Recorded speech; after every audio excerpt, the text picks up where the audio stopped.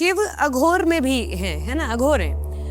और फिर हम सावन में कह रहे मीट मछली भी खाना है, तो ये कंट्राडिक्शन क्यों है? आप मांस खाओ, आप मीट खाओ, आप शराब पियो, आप संभोग करो, कोई फर्क नहीं पड़ता।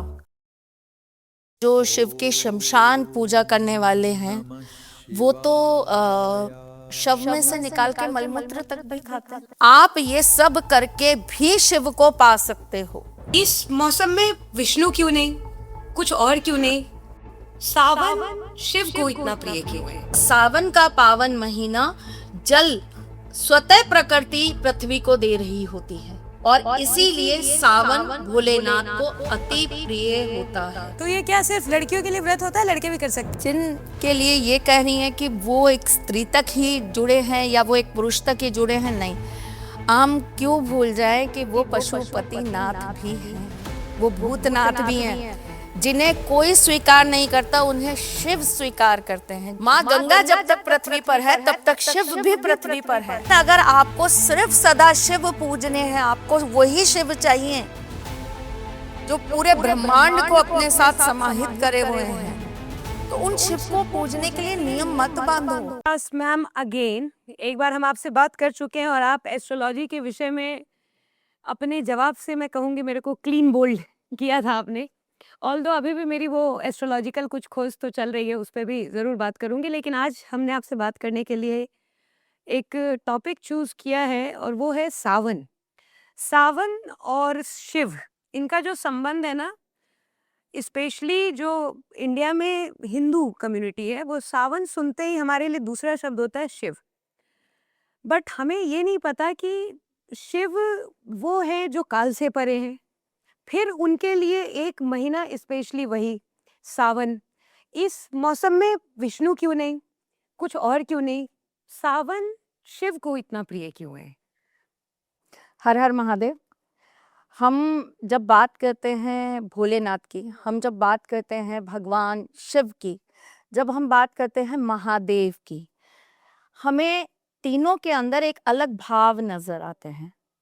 तो अगर हम स्पेशली सावन की बात करें तो हम यहाँ पर बात करेंगे भोलेनाथ के उस रूप के बारे में जिन्होंने विष धारण किया और उस विष से उनका जो समस्त शरीर था वो कहीं ना कहीं प्रभावित होने लगा था।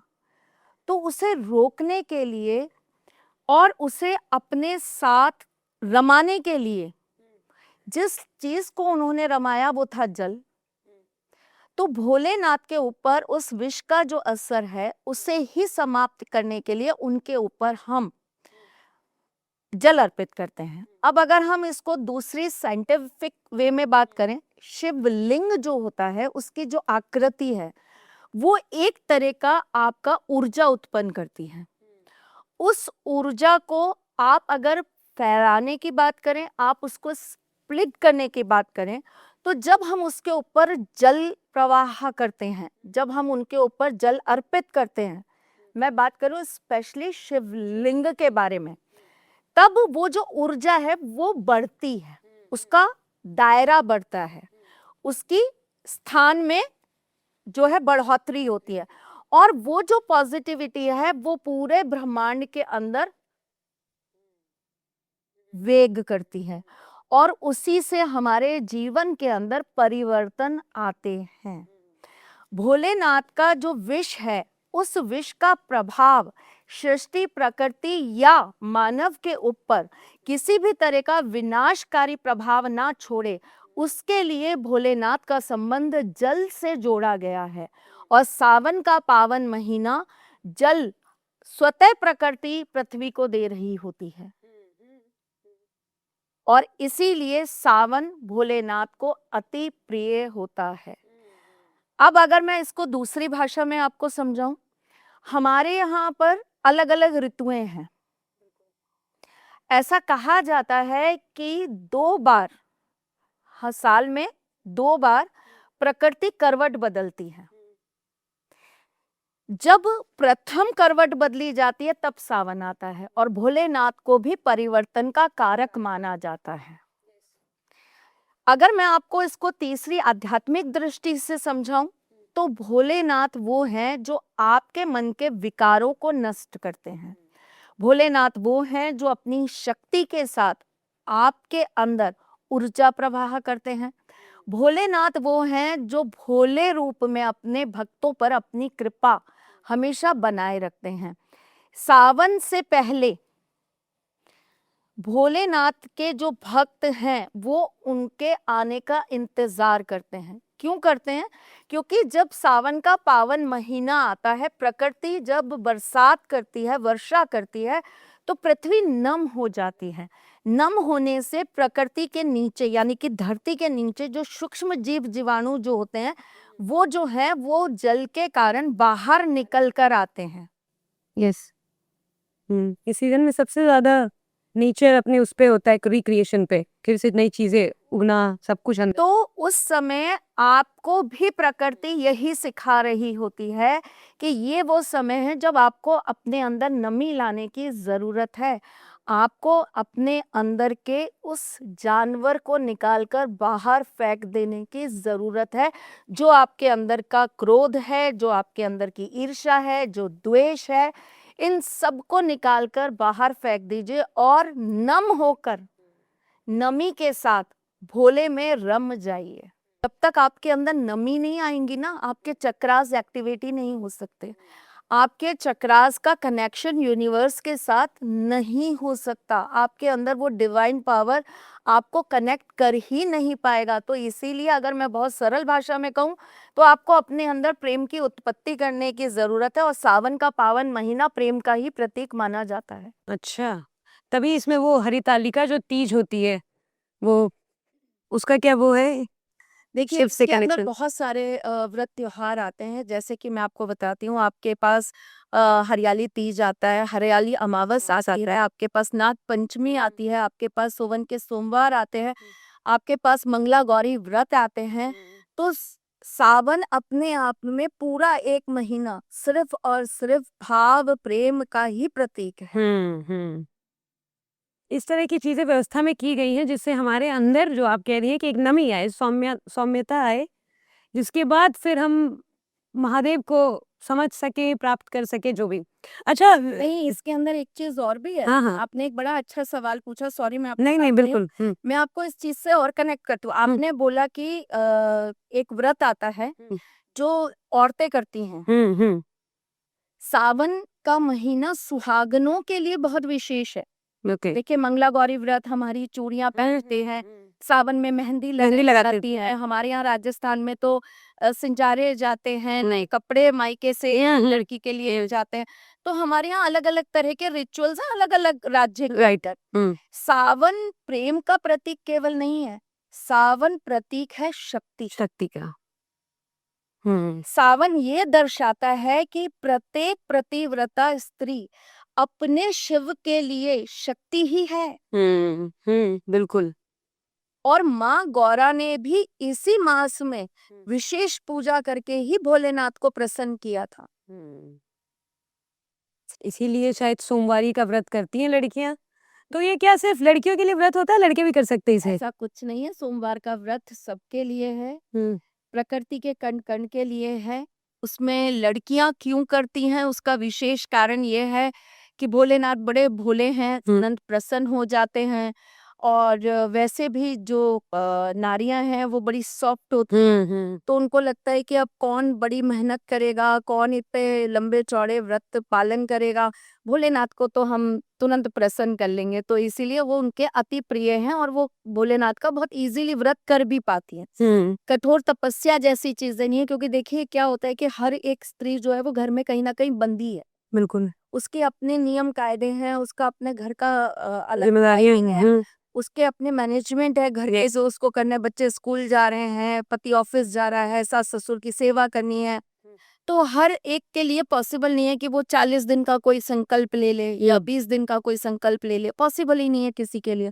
तो ये सोचती है कि अच्छा भोलेनाथ तो बस एक सोमवार के व्रत से और जल से प्रसन्न हो जाएंगे तो हम यही कर लेते हैं। तो इसको कनेक्ट कर दिया गया है, जबकि ऐसा नहीं है। कावड़ लेने तो ज्यादातर पुरुष ही जाते हैं। हाँ हाँ, महाकाल के भक्त ज्यादातर पुरुष ही हैं। हाँ, तो इसमें पुरुष या स्त्री कुछ है ही नहीं, क्योंकि आप बात कर रहे हैं अर्धनारीश्वर की, जो स्वयं ये कहते हैं कि मैं आधा नर हूँ आधा नारी हूँ। तो आप बात कर रहे हैं उन शिव की जो ये कहते हैं कि मैं शक्ति बिना तो शव समान हूँ। समान हूँ। और आपने एक कहानी शायद सुनी होगी, नहीं सुनी होगी तो मैं सुनाती हूँ आपको। जब माँ पार्वती जी भगवान शिव के लिए व्रत कर रही थी, उन्हें पाने के लिए पूजा तपस्या कर रही थी, तो एक ऋषि जो कि स्वयं शिव थे, वो ऋषि का रूप धारण करके आए और उनसे बोला कि आप क्या कर रही हैं देवी? तो उन्होंने कहा मैं कैलाश जा रही हूँ वहां से जल लेने। पूछा कि आप क्यों जा रही हैं कैलाश? तो उन्होंने कहा मैं अपने पति के अभिषेक के लिए जल लेने जा रही हूँ। तो उन्होंने कहा क्या आपके पति इतने अपवित्र हैं कि उनको कैलाश के जल से ही नहला के पवित्र किया जा सकता है? तो उन्होंने कहा नहीं, मेरे पति अपवित्र नहीं है, मैं स्वयं इतनी अपवित्र अपने आप को मानती हूँ, इसीलिए मैं जा रही हूँ कैलाश से जल लाने के लिए। पहले मैं स्नान करूंगी फिर अपने पति को स्नान कराऊंगी। तो उन्होंने मुस्कुराकर कहा कि देवी इतनी कठोर तपस्या क्यों? आप तो इतनी सुंदर हैं, इतनी सुशील हैं और आप तो देवी स्वरूपा हैं, आपको तो कोई भी पुरुष मिलेगा, आप क्यों इतनी पीड़ा उठा रही हैं?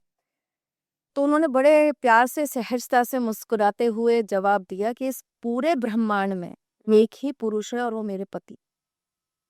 तो आप जिन के लिए ये कह रही हैं कि वो एक स्त्री तक ही जुड़े हैं या वो एक पुरुष तक ही जुड़े हैं, नहीं, हम क्यों भूल जाए कि वो पशुपति नाथ भी है, राइट, वो भूतनाथ भूतनाथ भी है। जिन्हें कोई स्वीकार नहीं करता उन्हें शिव स्वीकार करते हैं, जिन्हें कोई नहीं ग्रहण करता उसे शिव ग्रहण करते हैं। भांग शिव लेते हैं, धतूरा शिव लेते हैं, बिलपत्र शिव चढ़वाते हैं। भांग धतूरे को तो समझ आता है, मुझे बेलपत्र आज तक नहीं समझ आया। बेलपत्र में ऐसा क्या है जो शिव को इतना पसंद आ रहा है? कहाँ से शुरू हो गया बेलपत्र चढ़ाते हैं?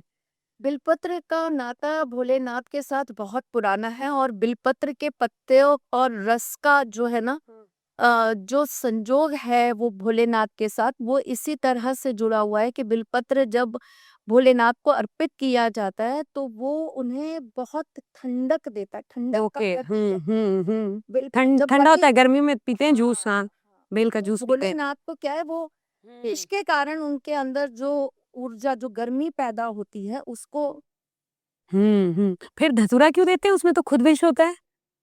विष को विष ही काटता है। अरे वाह!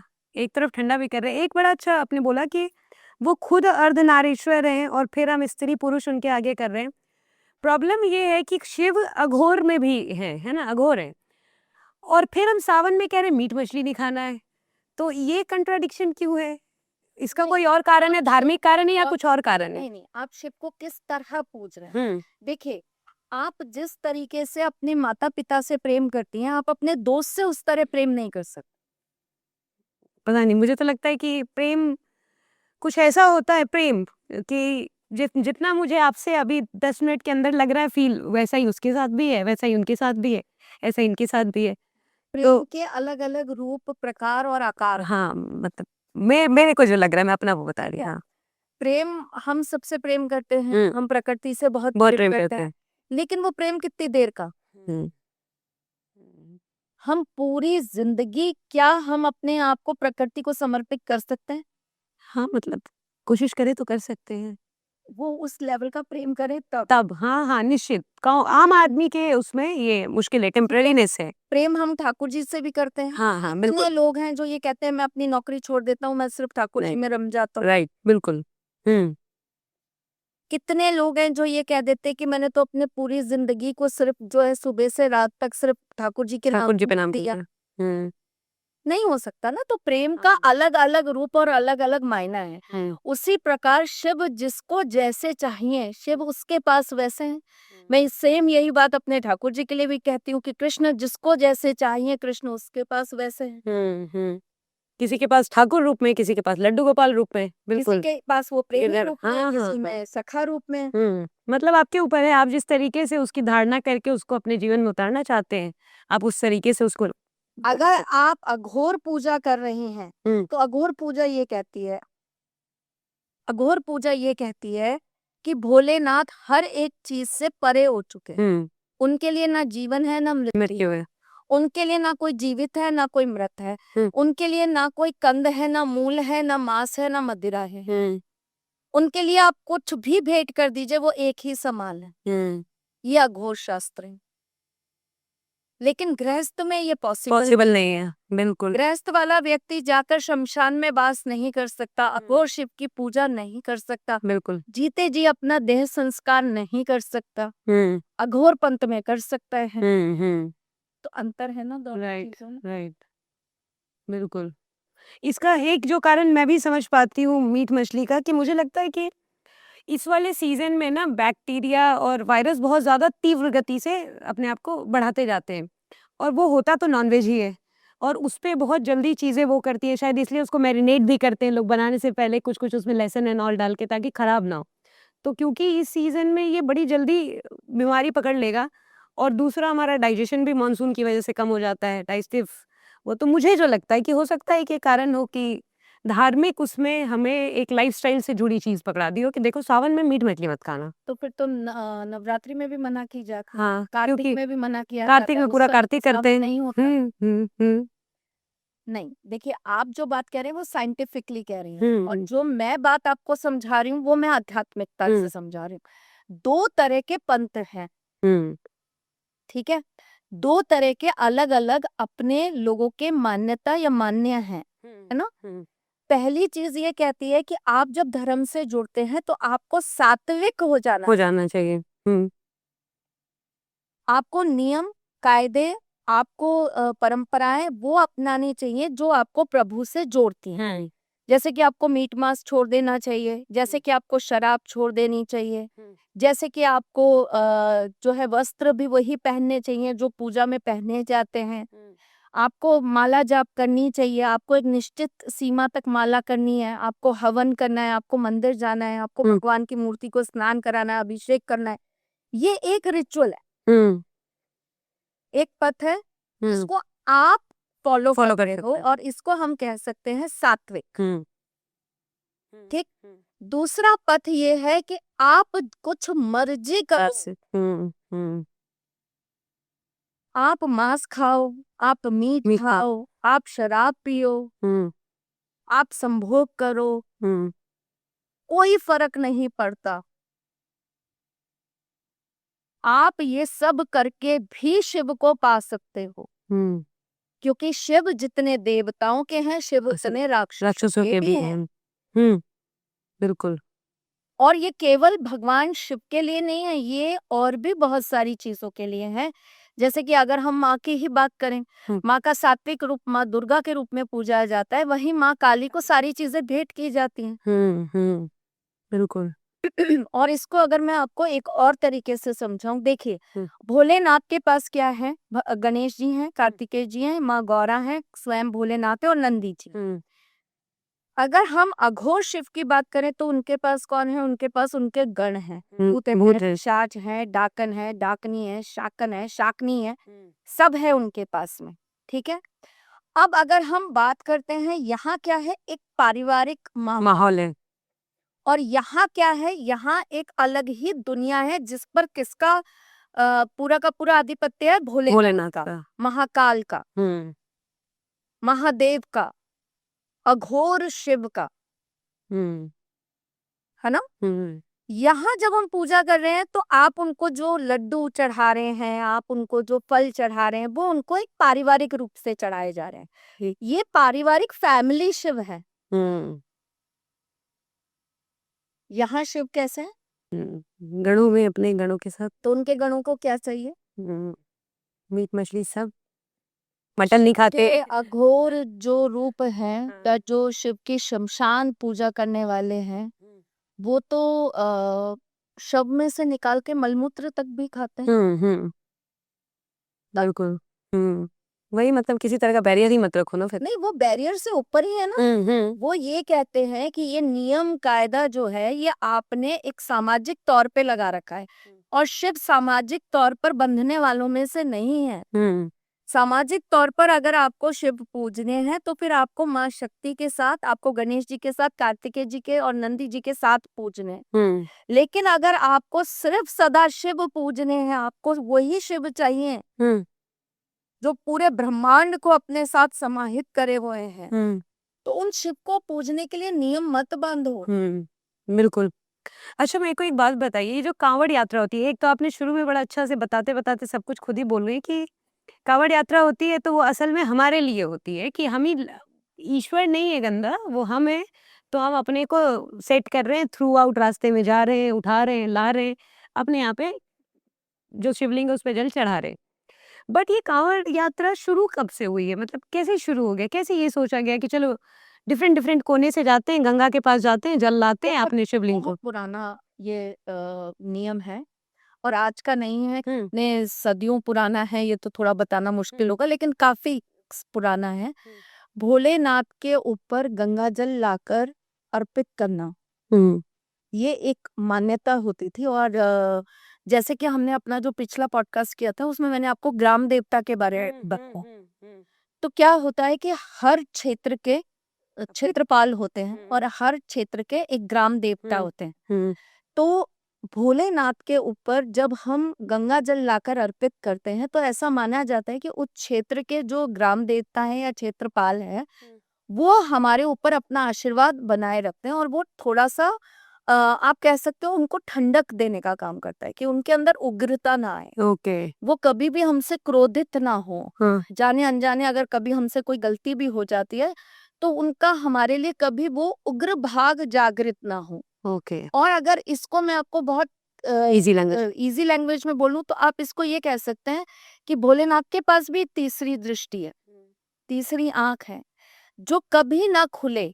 और वो तीसरी आंख जो है वो कहाँ है? वो आपके हर एक क्षेत्र में है। गहरी वो बात अपने करी अंदर आप। ही अंदर तो सब कुछ दिखा रही होती है, हुँ, लेकिन वो ये कह रहे हैं मैंने बस बंद कर रखा है, ये शुक्र मनाओ मैं इसे खोलूं ना, मैंने खोल दिया तो तुम्हारे लिए प्रलय है, हुँ, विनाश है बिल्कुल, तुम्हारा। तो ये एक तरीके से कहीं ना कहीं भोलेनाथ के माध्यम से आपके उस क्षेत्रपाल को, हुँ, आपके उस जगह के ग्राम देवता को शांत या सौम्य रखने की एक परंपरा है। बट बड़ा कन्फ्यूज़न हो जाता है कभी-कभी। एक तरफ वेद, उपनिषद ये जो बात करते हैं, ये कैसे ये यही जो प्रकृति वाला पूरा माया का जंजाल है, इसको छोड़ के समझाने की बात करते रहते हैं। फिर एक दिन हमारे यहाँ ऐसे-ऐसे रिचुअल है जो चाहते हैं कि हम इसी में घूमें, ऐसा पहले तो क्यों आज है? आप मुझे ये बताइए आप माया किसको मानते हैं? माया हर चीज़ मैं तो बड़ा उससे समझती हूँ, जब मेरे को पहली बार पता चला था कि हमारी जो पृथ्वी है वो 1600 प्रति घंटे की रफ्तार से घूम रही है, किलोमीटर प्रति घंटे की रफ्तार से।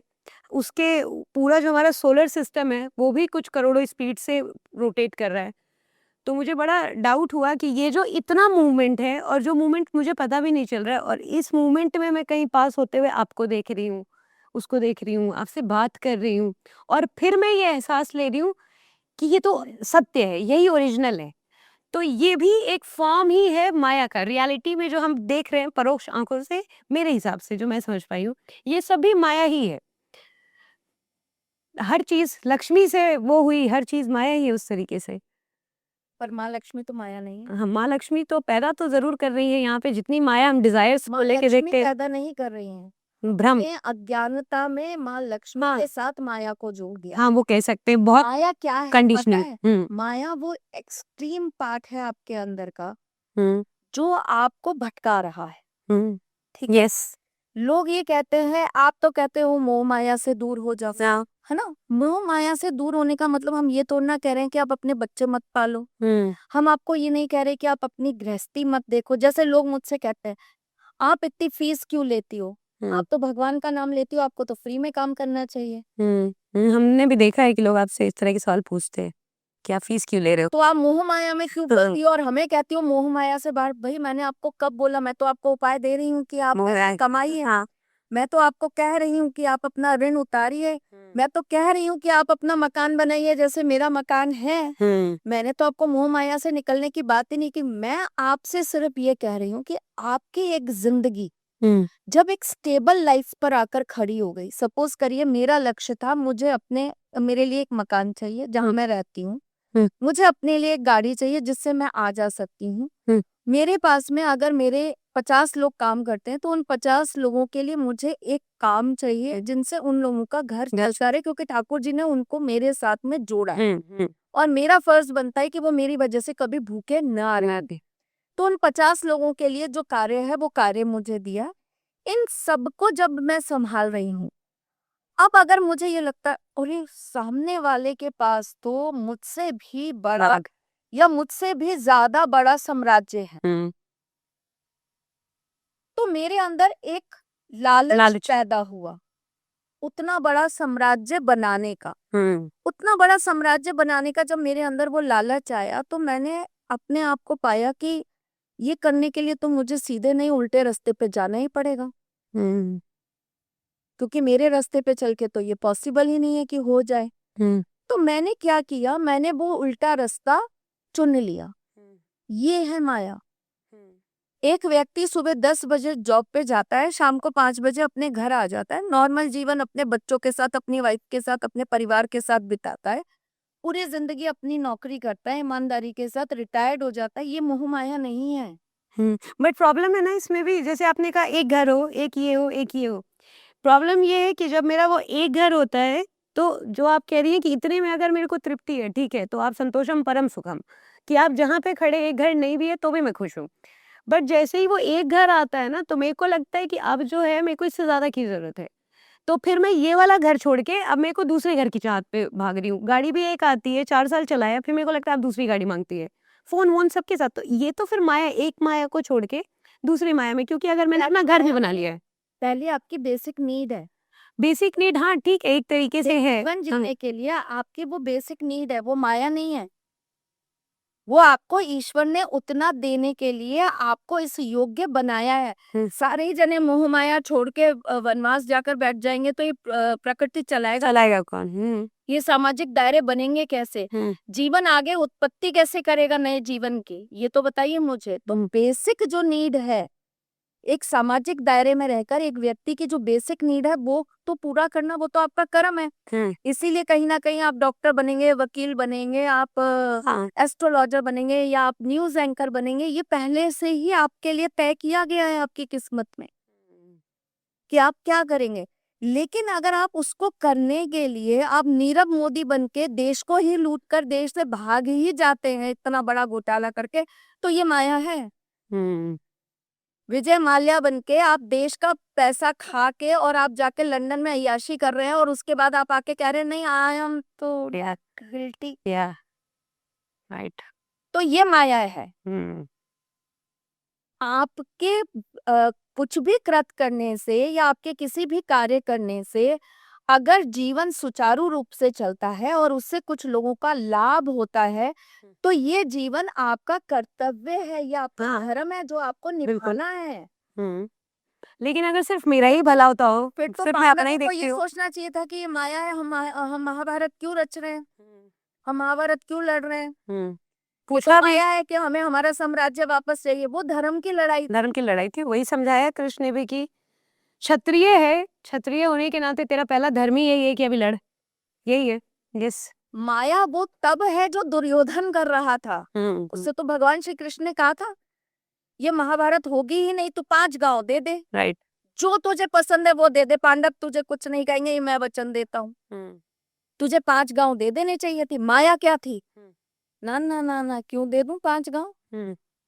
ये माया है। अभी आपने बीच में ना, मुझे लगता है हम सबके मतलब की बात थी वो, आपने बीच में एक बात कही कि मैं सिखाती हूँ अपना घर कैसे खरीद सकते हो, पैसा कैसे कमा सकते हो। तो मेरा ये प्रश्न है कि जब आप इस तरह की चीजें समझाती हैं या जो भी अनुष्ठान भी करती हैं बिहाफ पे, क्या इसके लिए कोई बेसिक क्वालिटी मुझ में भी होनी चाहिए? अगर मैं आपके पास आई, मैंने बोला कि देखिए मेरे को ना अपना घर चाहिए 6 महीने में या 1 साल में, जो भी, तो आप कुछ उपाय कर दीजिए और मेरा घर आ जाए। तो उसके लिए कुछ बेसिक क्वालिटीज भी आप मुझ में देखती है कि एनीबॉडी जो भी भाव के साथ आ रहा है, यू एक्सेप्ट? सिर्फ मांगती हूँ एक चीज, वो है समर्पण। Okay, surrender. एस्ट्रोलॉजी के अंदर एक नियम है, 50% ज्योतिषी आपके भाग्य को बता सकता है, आने वाले समय को परिवर्तित करने के लिए आपका साथ दे सकता है, आपको उपाय दे सकता है, लेकिन 50% आपका डिवोशन, आपका समर्पण ही आपकी चीजों को बनाएगा। वो आपका विश्वास है जो उस 50% को 100% करने में सहयोग करेगा। मतलब कि अगर मैं आपके पास आ रही हूँ तो पहले तो मेरे पास ये फेथ होना चाहिए that it is going to work, बिल्कुल, है ना? बिल्कुल। बट ऐसा ही कुछ फिर साइंस में हम जाते हैं तो प्लेसिबो इफेक्ट में दिखता है, जहाँ पे पेशेंट को सिर्फ ये विश्वास देके कि तू ठीक हो जाएगा, तू ठीक हो जाएगा, तू ठीक हो जाएगा, और वो ठीक हो जाता है। तो ये फिर हमारा जितना इंडियन वो सिस्टम है, ये सारा कुछ तंत्र साधना सब कुछ, और ये जो प्लेसिबो इफेक्ट, ऐसा नहीं लग रहा है कि ये एकदम सामने, ऐसे ही बाइबल में भी यही है। जीसस एवरी टाइम हर बात बोलते वक्त एक शब्द बोलते हैं, ट्रस्ट मी, ट्रस्ट मी। तो ये भी यही मांग रहे, फेथ ही मांग रहे हैं, हम भी यहाँ फेथ ही मांग रहे हैं। तो क्या अल्टीमेटली सारा खेल फेथ का है? सारा खेल फेथ का है, ओके। सारा खेल फेथ का है। जो लोग ये कहते हैं ना कि एस्ट्रोलॉजी के नाम पर लोग कुछ भी झूठ फैलाते हैं, झूठ बोलते हैं, नहीं नहीं नहीं। आपको पता है, आप बड़े से बड़ा इलाज करवा लो और एक डॉक्टर का सिर्फ आपको स्पर्श करके ये कहना, अरे आप ठीक हो जाएंगे, बिल्कुल ठीक हो जाओगे, वो दवाई वो काम नहीं करती और डॉक्टर का स्पर्श काम कर लेता है। बिल्कुल। इसीलिए शायद टच थेरेपी बहुत ज्यादा कारगर, राइट राइट। इसीलिए रेकी रेकी, हीलिंग बहुत कारगर हुई। एक लाखों मील दूर बैठे व्यक्ति को मैं यहाँ से हील कर रही हूँ और वो व्यक्ति अपने अंदर वो एनर्जी फील कर रहा है। How it is possible? It Right. Is possible just because of trust. Right. आज एक ईश्वर और एक भक्त के बीच में क्या है? एक विश्वास का नाता है। यस, पूरा भक्ति योग उसी ट्रस्ट पे खड़ा है।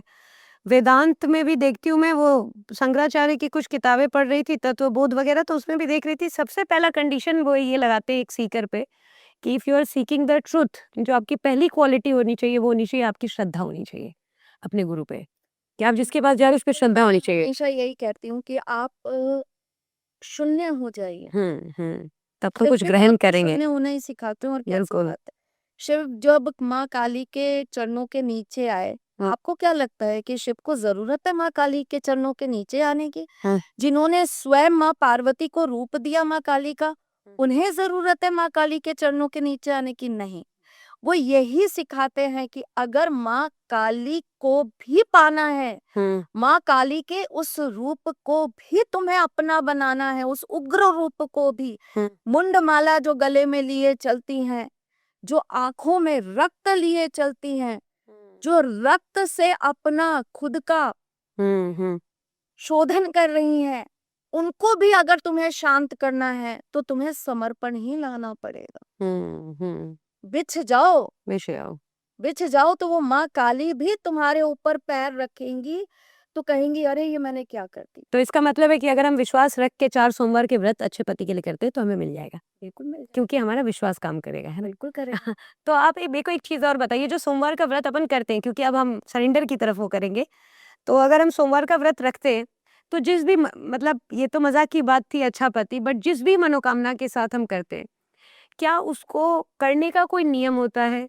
और क्या वो व्रत जो शुरू होता है, क्या वो हर सोमवार के बाद आने वाले सोमवार पे बदलता रहता है, या मंत्र भी सेम होते हैं, चारों सोमवार एक तरीके से किया जाता एक है? ही तरह से किया जाता है। देखिए, सबसे अच्छी बात यह है, मैंने जैसे आपको बोला, भोलेनाथ की पूजा में एक सबसे प्यारी चीज यही है कि भोलेनाथ तो एक छोटे से ओम की ध्वनि के मंत्र से ही आपके हो जाते हैं। भोलेनाथ तो एक डमरू की ध्वनि से ही आपके साथ चल पड़ते हैं। भोलेनाथ तो एक बिल पत्र से ही रिझ जाते हैं। तो उनके साथ कोई भी नियम, कोई भी कायदा या उनके साथ कोई भी परंपरा एक सी करनी ही नहीं है। तो जैसा मेरा भाव बन रहा हो, जिस तरीके से मेरा भाव बन रहा हो, उस तरीके से व्रत कर लूं, और बस श्रद्धा पे शिव को श्रद्धा के उसमें रखूं, है ना? भगवान भाव मांगते हैं। हाँ, वही भगवान कहते हैं, भगवान भाव का भूखा है, तो वही है। आप किसको समर्पित क्या करने चले हैं? जिन्होंने स्वयं कुबेर को सोने की लंका दे दी थी और फिर रावण को। आप उन कैलाशपति को कुछ अर्पित करने की बात कर रहे हैं, जिसके ना सिर पे महल है, ना जिसके पास गाड़ी घोड़े हैं, ना जो फूलों की माला पहनते हैं, उनको तो सर्पों की माला प्यारी हाँ। लगती है, ना वो लड्डू, ना पेड़ा, ना गुलाब जामुन, ना रसगुल्ला ग्रहण करते हैं, उन्हें तो भांग धतूरा पसंद है। तो आप किसकी बात कर रहे हैं? जिन्हें मलमल के या मखमल के वस्त्र नहीं चाहिए, जो तो बाघ की खाल पहनकर ही खुश रहते हैं। आप उन शिव को रिझाने की बात कर रहे हैं, तो वो सिर्फ नंदी से रिझते हैं, और नंदी उनको क्या देते हैं, वही भाव। अच्छा, ओके, अब समझ पाई मैं ये वाला लास्ट वाला आपका पैराग्राफ तो कि अच्छा, नाइस। मैं खुद भी व्रत कर रही हूँ, तो जैसा कि आपने कहा कि कोई स्पेशल वो नहीं है, तो मैं अपना बताती हूँ कि बहुत सिंपल सा है। सुबह उठ के नहा के आरती कर ली, हाथ जोड़ लिया, फूल धतूरा जो भी मिला वो चढ़ा के, पूरा दिन कुछ नहीं खाया। जब मन में आया तो शिव के बारे में कहानियाँ पढ़ी, कुछ भी सोचा, फिर शाम में व्रत तोड़ लिया, ठीक है? और जब व्रत तोड़ा तो कुछ भी फल फ्रूट खा के ही तोड़ा।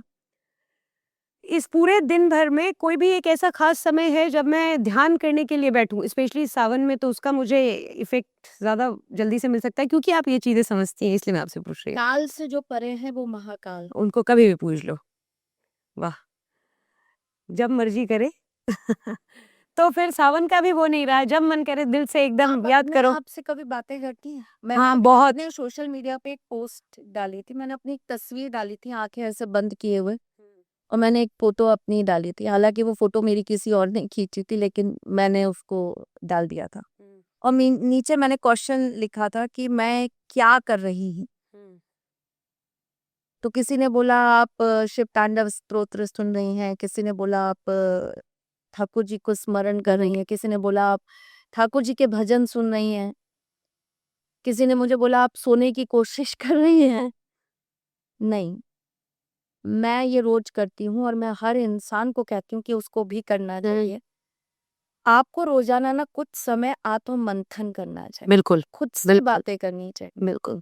जब आप स्वयं से बातें करेंगे ना, तो आपकी वो बात खुद से नहीं होगी, वो बात आपके परमात्मा से होगी।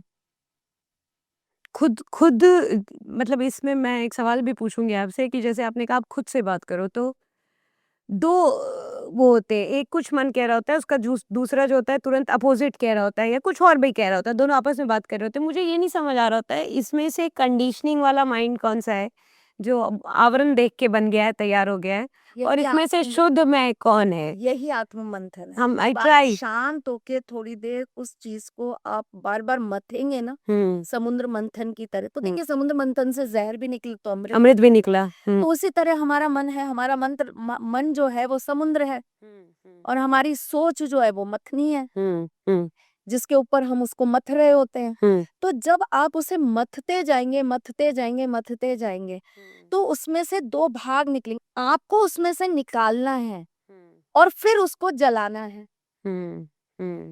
तो घी अपने आप जी, आप अपने आप बन जाएंगे। बिल्कुल, बिल्कुल सही कहा आपने।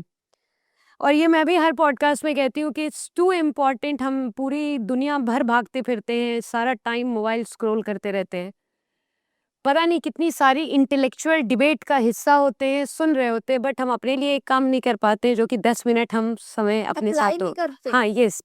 मैं आपको एक अपने जीवन की घटना बताती हूँ। मैं ना भोलेनाथ से बहुत ज्यादा कनेक्टेड नहीं थी। ओके। मेरा कनेक्शन जब सबसे पहले हुआ था वो गणेश जी से हुआ था। मुझे लगता है वो हर एक बच्चे का होता है।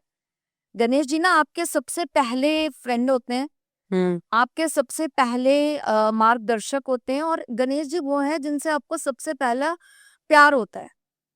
तो अगर मैं कहूँ तो हाँ, हम सबके फर्स्ट क्रश वही होते हैं, जिनको देखकर ऐसा लगता है ये हमारे हैं। सच में, मतलब बहुत छोटी सी उम्र में आप भी कभी हाँ, नहीं, किसी से भी छोटी सी पूछे उम्र में मेरे साथ हुआ था। मेरे को दुर्गा माँ से डर लगना शुरू हुआ था सबसे पहले। मैं जैसे ग्लास में पानी पी लेती थी और जूठा रख के भाग जाती थी खेलने के लिए। फिर मेरे को आधे रास्ते जाके याद आता था दुर्गा माँ देख रही होगी। नानी तो जो कहेंगी इसको कहेंगी दुर्गा माँ देख रही थी। फिर मैं जाती थी, उसे धोती थी और फिर मैं पलट के रखती थी कि अब ठीक है, अब नहीं देखा। प्यार हुआ मुझे, क्रश, वो मैंने महसूस किया ग्रेजुएशन में, जब कृष्ण की तरफ मेरा अपने आप रुझान बढ़ता गया। और फिर मूर्तियाँ देखते हुए, आरती करते हुए ऐसा लगता था कि जैसे देयर इज़ अ कनेक्शन। वो फील किया मैंने। हाँ, फर्स्ट लव। वो क्रश नहीं है, वो यस, आई first मस्ट love से है। कि वो एक था, वो मुझे इस दिशा में भी वही वो लेके आया, वही फेज लेके आया। भक्ति वाला कि मतलब वो प्रेम। जैसे कहते हैं ना कि पहली आँख यस नजर में यस प्यार यस, हुआ। नो डाउट, हाँ नो आप डाउट। कोई भी गाने उठा लीजिए, हाँ वो उसी तो में इस लगेगा। वाले वो सब ठाकुर जी को लगे। बिल्कुल बिल्कुल, वो मैंने भी फील किया उसके लिए। तो मेरा फर्स्ट कनेक्शन जो मुझे फील हुआ वो गणेश जी से हुआ। फिर मैंने गणेश अथर्वशीर्ष पढ़ना चालू किया, मैंने गणेश संकट स्तोत्रम करने स्टार्ट करे। मैंने एक छोटे से गणपति थे मेरे पास पारद के, मैंने उनका अलग अलग तरीके से अभिषेक चालू किया। फिर मेरे यहाँ ना एक नृत्य गणपति थे, मैं उनका बहुत पूजन करती थी और उनसे मेरा बड़ा कनेक्शन था। मतलब मुझे ऐसा लगता था कि मैं उनके सामने जो भी कहती हूँ वो मुझे आंसर देते हैं। वो मेरा कनेक्टिंग उनसे बहुत ज्यादा बना। एक दिन मुझे ऐसा अनुभव हुआ जैसे वो मुझे कह रहे हैं कि अब तुम्हें शिव जी की तरफ ये मेरे साथ हुआ था, मैं भी शिव तक किसी और रास्ते से ही आई थी, पहले आप बता लो। यस आपको शिव जी की तरफ मुड़ना चाहिए। अब जैसे आपने मुझसे कहा कि मैं सोमवार के व्रत करती हूँ सारी चीजें, तो बचपन में भी क्या होता था कि हम देखते थे सारी औरतें मंदिर जाती हैं, जल चढ़ाती हैं। तो मेरी एक बहुत अच्छी फ्रेंड, कॉलेज फ्रेंड थी, वो शिव जी से बहुत कनेक्टेड थी और वो जाती थी और उसकी आवाज़ बहुत अच्छी थी। तो वो जब भी जल चढ़ाती थी वो हमेशा कर्पूर गौरम करुणावतारम बोलते हुए जल अर्पित करती थी। तो मैं एक दिन ऐसे ही भोलेनाथ के मंदिर में बैठी हुई थी, उसी के साथ गई थी। वो जल चढ़ा के उसकी आदत थी, वो सारे मंदिर में फेरा ले। फेरा लेना। मैं वहीं बैठ गई थी और मैंने उनसे कहा, मैंने कहा आप क्या चाहते हो मैं आपके लिए क्या करूं?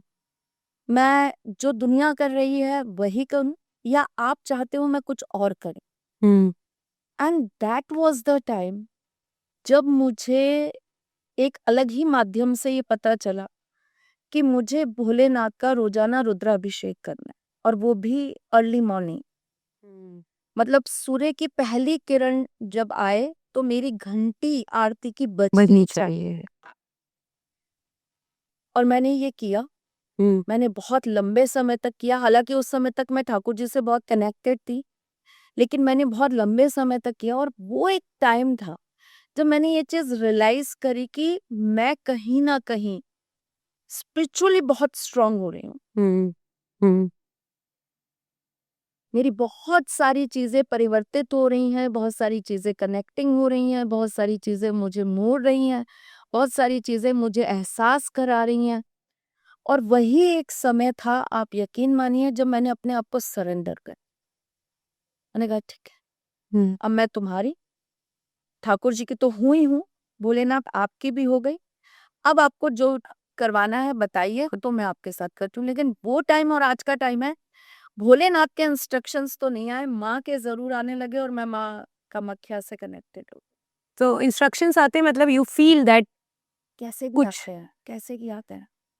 और जब आप अपने आप में आत्म मंथन करते हो ना, तो आपको उस वक्त रियलाइज होता है कि मेरे इस सवाल का जवाब तो वहां से मिल गया था मुझे। यस। मैं क्यों भटक रही थी? पता है कई बार ऐसा होता है कि आपको ना कुछ सुनना होता है किसी, हाँ, वैलिडेशन वैलिडेशन चाहिए होता है। और ना यस। आप सोच रहे होते हो शायद ये दे देगा। हाँ यस यस, सो आप ट्रू, उसके सामने अपने मन की बात सो रखते हो, ट्रू सो ट्रू। यस, आप अपनी फीलिंग्स, अपनी प्रॉब्लम ऐसा लगता है क्या क्या बता दिया जाए कि कुछ तो बोल दो यार कि हाँ ये ऐसा लगता है वैलिडेशन, वी नीड वैलिडेशन। उसकी बात सुन के ऐसा लगता है अरे यार बेवजह।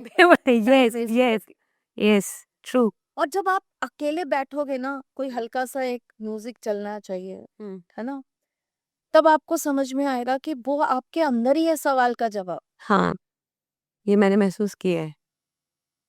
मुझे लगता है जो स्पिरिचुअली कनेक्टेड है ना, उन्होंने 100% लोगों ने ये चीज कर।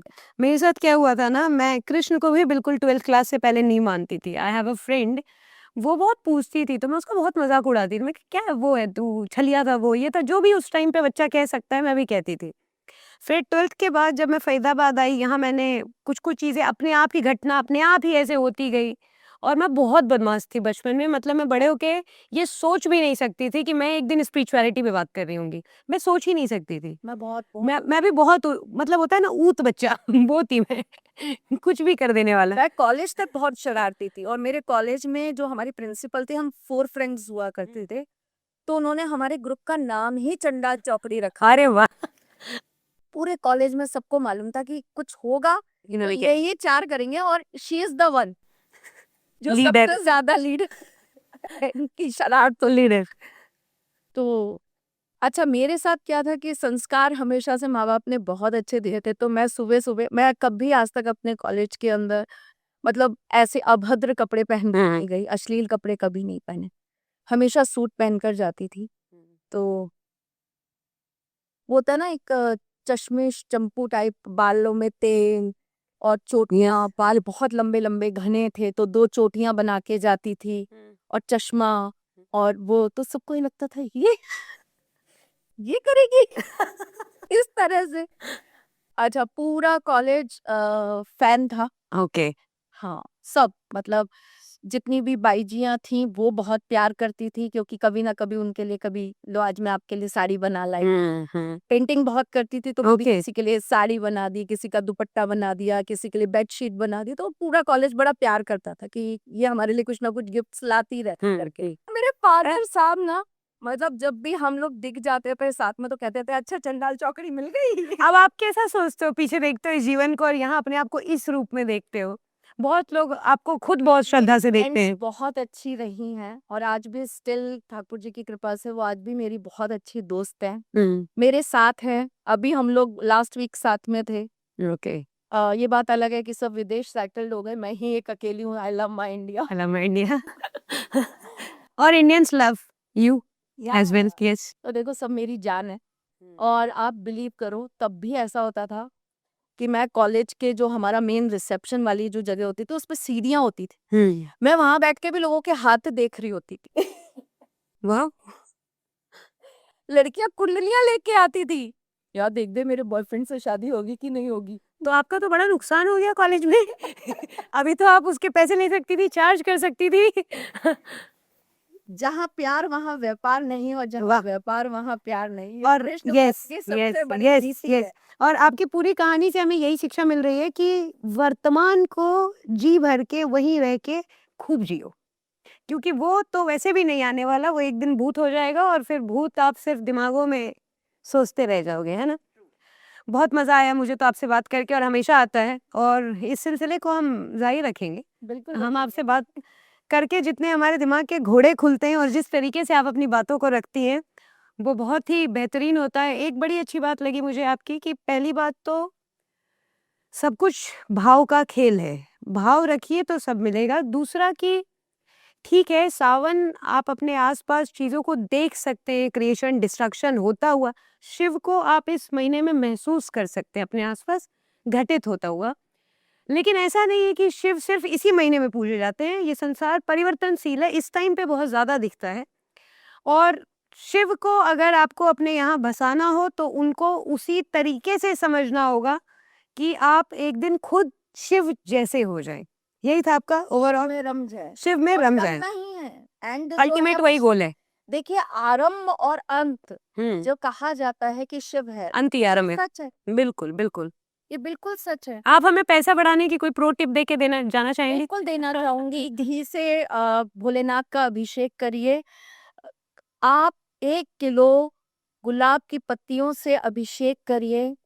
आप भोलेनाथ का अभिषेक शहद से करिए। ये ओके। तीनों चीजों से अभिषेक करने से धन वृद्धि होती है। और देखिए मैं फिर कह रही हूँ, ऐसा नहीं है कि ठाकुर जी या शिव जी या गणेश जी या माता रानी, चूंकि वो स्वयं सब चीजों से रहित हैं या उन्हें किसी चीज की जरूरत नहीं है तो हमारे जीवन के अंदर हमें जरूरत नहीं है, ऐसा नहीं होता। हम सबको छोड़ नहीं सकते।